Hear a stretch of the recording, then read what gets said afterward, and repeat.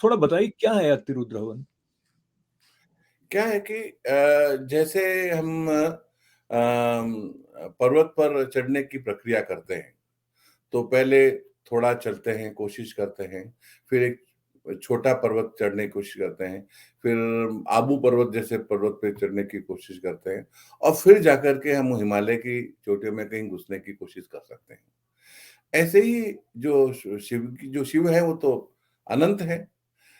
उनको हम कुछ भी दें कम है। लेकिन हमारी प्रक्रिया जो है, तो उसमें जैसे एक रुद्र चमक नमक के साथ में जो लोग भक्त हैं जानते हैं कि रुद्राष्टध्यायी जो है, उस एक रुद्र से जो हवन करते हैं उसको हम रुद्र हवन कहते हैं। उसमें हर एक मंत्र के साथ में एक आहुति दी जाती है। ऐसे 11 रुद्र हवन अगर हम करें, तो उसको एक लघु रुद्र कहते हैं। ऐसे 11 लघु रुद्र करें, उसको एक महारुद्र कहते हैं। और ऐसे 11 महारुद्र करें, तो उसको एक अतिरुद्र कहते हैं। तो हमने रुद्र हवन कई किए, लघु रुद्र हवन कई किए। एक एक पूरे वर्ष तक हर शिवरात्रि को लघु रुद्र हवन किए हम काचोली में। शंकरालोकाश्रम जब शुरू हुआ, तो उस समय हमने महारुद्र हवन किया। पिछले वर्ष ही हमने जो है माउंट आबू में जो स्वामी साधनायन है, वहां पर चतुर्मास के समय में श्रावण के मास में एक महारुद्र किया। फिर हमारी इच्छा हुई अब जब ये कर लिए हैं हम, कोशिश हो गई, तो अब अतिरुद्र की तरफ बढ़ना चाहिए। और जहां तक मेरा मेरे को याद है और जो जोधपुर में सब लोग कह रहे हैं कि जोधपुर में अभी तक अतिरुद्र हवन ऐसा एक कभी हुआ नहीं। तो हमारा अतिरुद्र हवन ये हिसाब से कर रहे हैं। और आप इसको यूं समझिए कि एक ही साधक अगर 11 पंडितों के साथ में अकेला अतिरुद्र करना चाहे, तो कम से कम 121 दिन लगेंगे 11 पंडितों के साथ। और अगर अकेला करे एक एक हवन रोज, तो आप 121 इंटू 11 आप समझ लीजिए कितना होता है। ठीक है। और सब मिलकर करेंगे तो हमारे 5 दिन में पूरा हो जाएगा।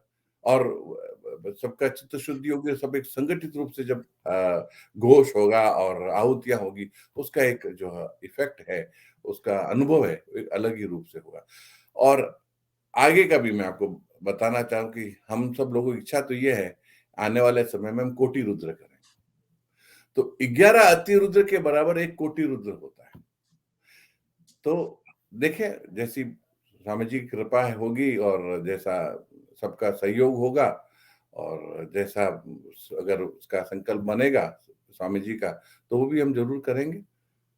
यही तो है। बहुत जी, बहुत ही अच्छा आपने बताया है। और हम में से कई लोग ऐसे सुन रहे होते हैं, जो ऐसे मुग्ध हो जाते हैं, उनको ध्यान देता है कि इन्होंने कहा तो था अतिरुद्र, फिर वो वापस रिप्रोड्यूस करने में उनको थोड़ा मुश्किल रहेगी। आप एक बार बहुत संक्षेप में दोहरा दीजिए अतिरुद्र का जो अर्थ आपने बताया था अभी, कितनी आवृत्ति रुद्री पाठ होगा, आहुतियाँ दी जाएँगी? इसमें आप समझिए कि 1331, देखिए, एक सेकंड देंगे मेरे को। 121 इंटू 11, मैं गलत संख्या नहीं देना चाहूंगा। जी। हाँ, एक सेकंड। मैं जब तक ये पढ़ देता हूँ, हाँ श्री हाँ। गिरिराजेश्वर्यै नमः, श्री संवित गुरुवे नमः, श्री दक्षिणामूर्ति विजय तेतराम परमहंस परिव्राजकाचार्य संवित साधनायन संस्थापक श्रीमद स्वामी ईश्वरानंद गिरि जी महाराज अति रुद्र हवन 8 मार्च से 12 मार्च 2023 संविधान दहीजर लाचा बासनी जोधपुर में 41 कुंडी यज्ञशाला में होगा अतिरुद्र हवन। 25 लाख रुद्र स्वाहाकार से आहुतियां लगेंगी और 251 यजमान होता रुद्र हवन अतिरुद्र हवन में बैठेंगे। और इसमें बैठने के लिए संपर्क के संबंध में नाम और फोन नंबर दिए हुए हैं, वो आप देख ही रहे हैं।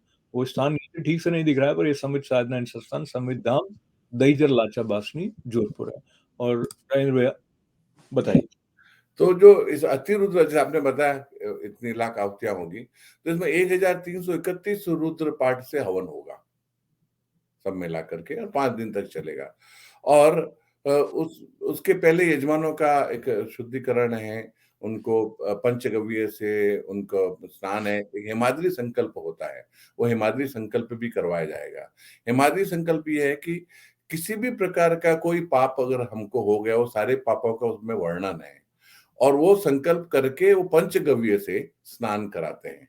उसमें छींटा लगाते हैं। तो उससे क्या होता है कि जो पूरी शुद्धि हो जाती है। जब हम भगवान के पास बैठ रहे हैं, तो हम पूरे शुद्ध होकर के, शारीरिक रूप से, मानसिक रूप से शुद्ध होकर के बैठे, ऐसी हमारी इच्छा रहती है। तो वो उस प्रकार से होगा। और इसमें जो अग्नि प्रज्वलित होगी, वो भी ऐसे हम दिया सलाई से या नहीं करेंगे, और उसको घर्षण से ये अग्नि प्रज्वलित होगी, और उसका एक अलग ही आनंद है। मंत्रों से अग्नि को प्रज्वलित किया जाए।